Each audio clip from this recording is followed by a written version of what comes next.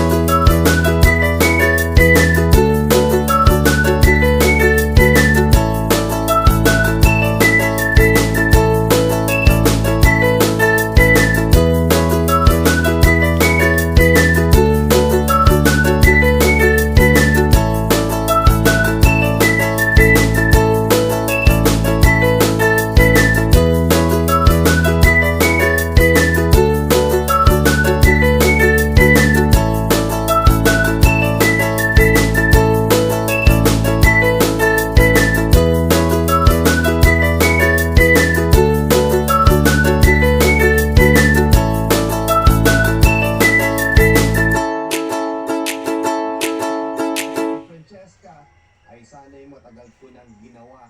Ramdam kong hirap na siya pero nananatili pa rin siyang malakas para sa amin.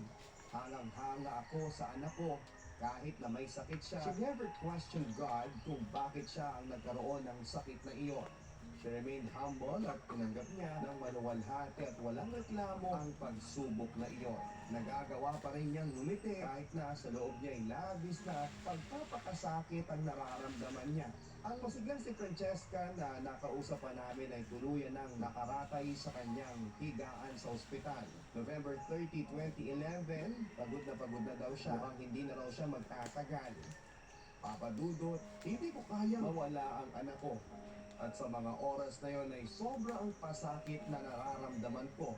Niyakap namin ang anak ko ng napakahigpit na parang ayaw namin siyang mawala sa amin. Ang kanyang best friend din ay sobrang pag-iyak. Pagsabing kakayanin at malalampasan din namin ang lahat ng ito. It was afternoon of this date nang nagulat kaming lahat. Biglang bumukas ang pinto at nasa labas nito ay ang umiiyak na si Andre. Nagulat kaming lahat pero ano pa nga ba ang maitatago namin? Siya na mismo ang nakaalam.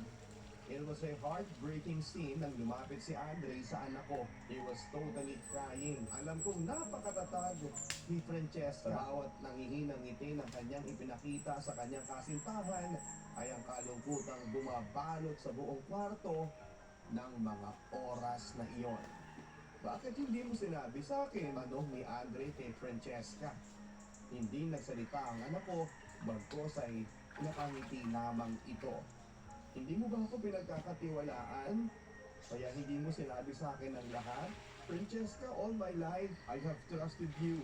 Umiiling si Francesca at hindi na rin napigilang lumuha pa. Huwag mo kong iwanan, please. Hindi ako handa. Pakakasalan pa kita kahit ayaw mo. Wala akong pakialam kung pagtawa naman ako ng mga tao.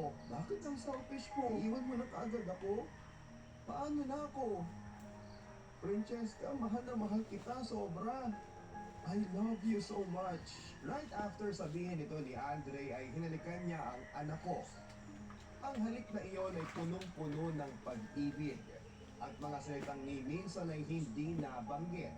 It was a romantic kiss yet the most painful one. Papadudot si Andre lang pala ang matagal nang hinihintay ni Francesca bago niya kami tuluyang lisanin. Lumisan siya ng masaya dahil nasilayan niya sa huling pagkakataon ng taong nagbigay ng rason upang siya'y mabuhay sa mundo. Ang taong minahal niya ng lubos, ang taong umintindi sa kanya, at higit sa lahat ay ang taong una at huli niyang inibig. November 29, 2011. Dear Andre, it's my 4th day sa ospital. I can feel it.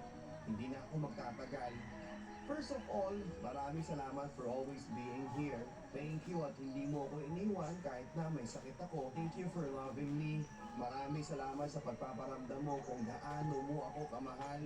I'm sorry, hindi ko kagustuhang hindi sabihin sa iyo ang lahat pero I was just thinking about you. Ayokong mag-alala ka. Gusto kong matandaan mo ako as a person na buhay, masigla, masaya at nagmamahal. Hindi yung nangihina at may sakit. I know galit ka, but please don't be. Naiintindihan mo naman ako, hindi ba? Please, pag nawala ako, huwag kang muna maghanap ng iba, ha? Huwag kang manliligaw. Siguro crush, pwede pa. Promise me. And one more thing. Pakakawalan na kita. Huwag kang matakot na umibig ulit. Alam ko na malalampasan mo ang lahat ng ito. Pagkatapos kong mamatay, I'll be just a memory of your past. Sana, isang magandang alaalang hindi mo makakalimutan. Kapag nag-asawa ka na at nakabuo na ng sarili mong pamilya, don't forget to tell our story to your kids. Andre, please don't cry when I leave you. Mas masakit sa akin ang makitang nasasaktan ng taong nagbigay sa akin ng dahilan para harapin ang mga pagsubok ko sa buhay. I love you so much. Till we meet again, I love you. Napakahirap tanggapin. At hanggang ngayon ay ramdam ko pa rin ang sakit ng pagkawala ng nag-iisa kong anak, Papa Dudut. Siya ang naging buhay ko. Siya ang pinakamagandang nilalang na ibinigay ng Diyos sa akin. At nagpapasalamat ako dahil kahit na sa maikling panahon ko lamang siya nakapiling ay minahal niya ako ng lubos. Sobra akong nagagalak dahil ako ang naging magulang ni Francesca. She may not live as long as we wish for, pero I knew she's guiding and watching us from heaven. Mahal na mahal ka namin, Francesca. Papa Dudut, gusto ko lang ding ibahagi ang isang liham ni Andre para sa aking anak. Isa ito sa mga binasa niya noong nasa simbahan kami bago ilibing ang aking anak. To the one I really love.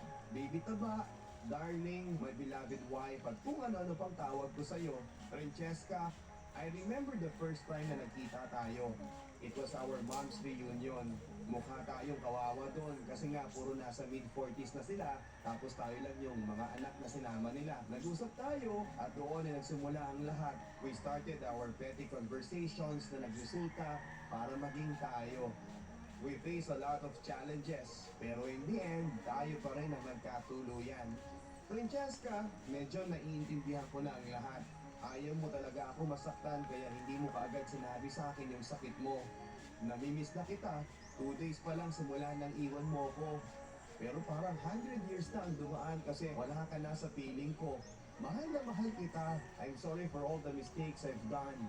Ang dami kong pagkukulang sa'yo pero inintindi mo pa rin ako. Hangang-hanga ako sa'yo kasi ang tapang mo. Kahit na sabihin mong nandito ako sa tabi mo, iba pa rin yung tatag na pinakita mo. You inspired my life, Francesca. At ngayon ay hindi ko na alam kung paano ulit magsimula dahil wala ka na. I love all those memories we had. All the pain we have shared. At higit sa lahat, ang tunay na pagmamahal na pinaramdam natin sa isa't isa. Mahal na mahal kita. I'm longing for you. I miss you. And I love you. Hanggang sa muli nating pagkikita,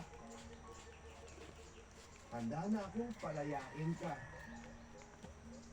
Hanggang dito na lamang po at sana'y kinapulutan ninyo ng aral ang buhay ko bilang isang ina. Si Andre bilang isang taong nagmahal sa aking anak at si Francesca bilang isang taong maraming salamat po. Hindi ko sukat akalaing magiging malaki ang parte niya sa buhay ko. Maraming salamat, Rose, sa pagbabahagi mo ng iyong liham kasaysayan sa ating programa. Nakakatuwa, Rose, na nariyan ang isang mapagmahal. Thank you all for watching this here video.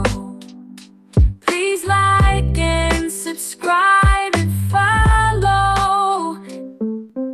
Much love from Little Yas to each of you.